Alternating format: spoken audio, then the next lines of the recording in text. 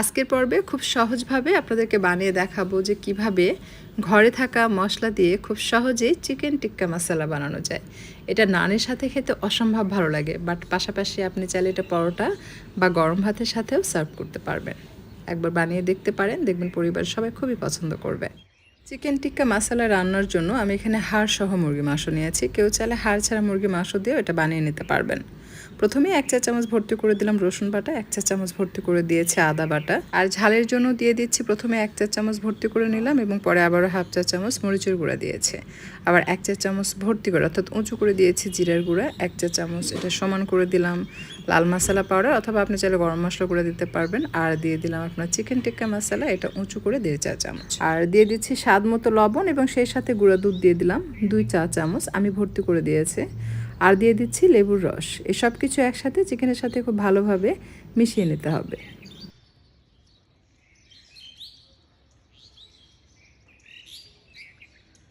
খুব ভালোভাবে মিক্স করা হয়ে গেলে এই পর্যায়ে সামান্য সয়াবিন তেল দিয়ে দিচ্ছি, দিয়ে এটাকে আবারও একবার খুব ভালোভাবে মেখে নিচ্ছে।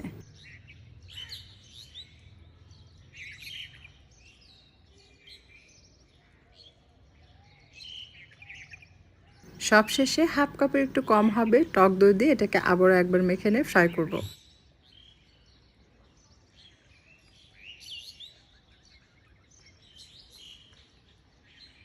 চিকেন ভাজার জন্য প্যানে আগে থেকে তেল দিয়েছি। এটা খুব ভালোভাবে গরম হয়ে আসলে একটা একটা করে চিকেন দিয়ে গোল্ডেন ব্রাউন করে ভেজে নিতে হবে।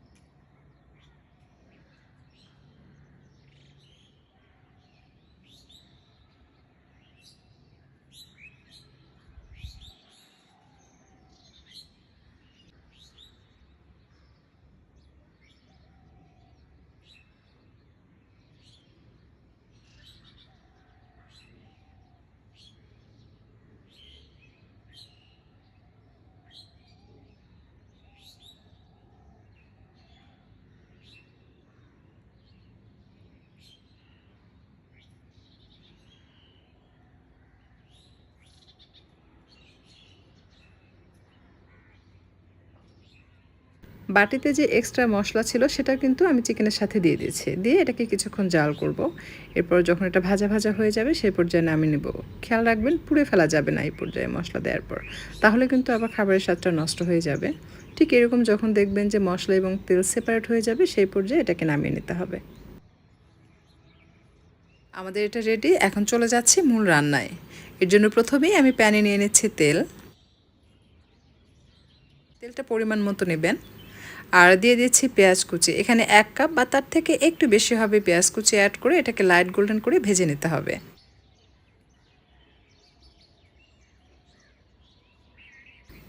পেঁয়াজের কালারটা চেঞ্জ হয়ে লাইট গোল্ডেন কালার হয়ে এসছে। এই পর্যায়ে আমি প্রথমেই দিয়ে দিচ্ছি হাফ টেবিল চামচ রসুন বাটা এবং হাফ টেবিল চামচ আদা বাটা, অর্থাৎ 1.5 চা চামচ করে।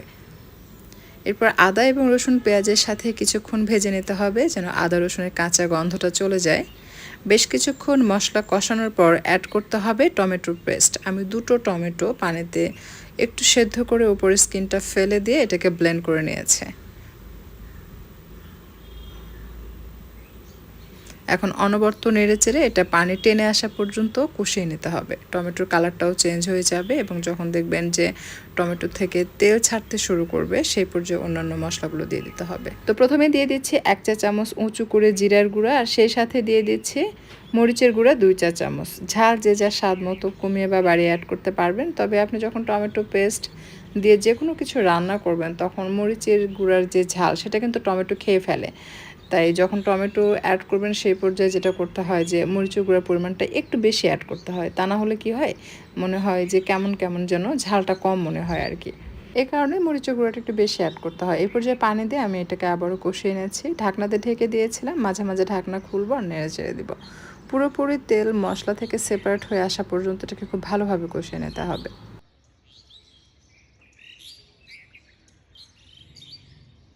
এই পর্যায়ে চিকেন টিক্কা দিয়ে এই মশলার সাথে চিকেন টিক্কা খুব ভালোভাবে কষিয়ে নিতে হবে।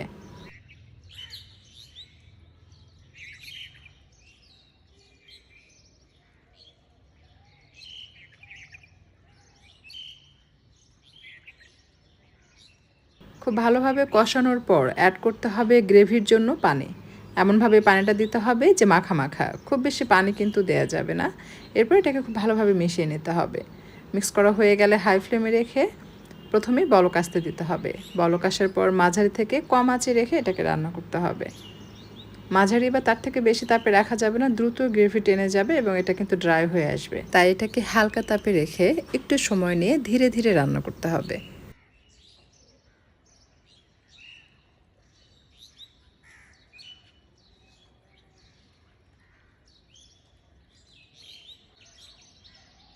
বলক আসার পর 1 চা চামচ গরম মশলা গুঁড়ো দিয়ে এটাকে মিক্স করে হালকা তাপে আবারও কিছুক্ষণ রান্না করে নিতে হবে।